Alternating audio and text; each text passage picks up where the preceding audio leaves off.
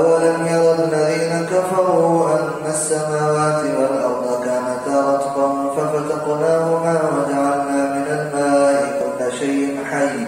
أفلا يؤمنون وجعلنا في الأرض رواسي أن تميد بهم وجعلنا فيها فجاجا سبلا لعلهم يهتدون وجعلنا السماء سقفا محفوظا وهم عن آياتها معرضون وهو الذي خلق الليل والنهار والشمس والقمر كل في فلك يسبحون وما جعلنا لبشر من قبلك الخلد فإن مت فهم الخالدون كل نفس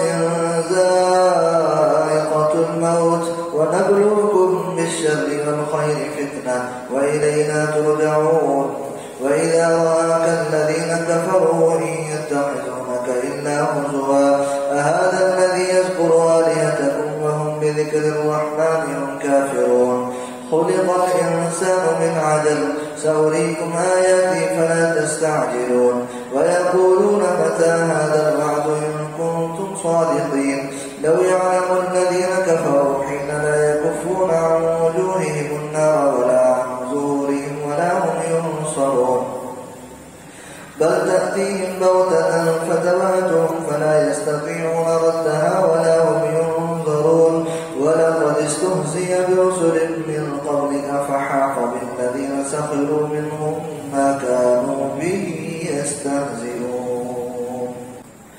قل من يكلؤكم بالليل والنهار من الرحمن بل هم عن ذكر ربهم معرضون أم لهم آلهة تمنعهم من دوننا لا يستطيعون نصر أنفسهم ولا هم منا يسحبون بل متعنا هؤلاء وآباءهم حتى طال عليهم العمر أفلا يرون أنا نأتي الأرض ننقصها من أطرافها فهم الغالبون قل إنما أنذركم بالوحي ولا يسمع الصم الدعاء إذا ما ينظرون ولئن مستهم نفحة من عذاب ربك ليقولن يا ويلنا إنا كنا ظالمين ونضع الموازين القسط ليوم القيامة فلا تظلم نفس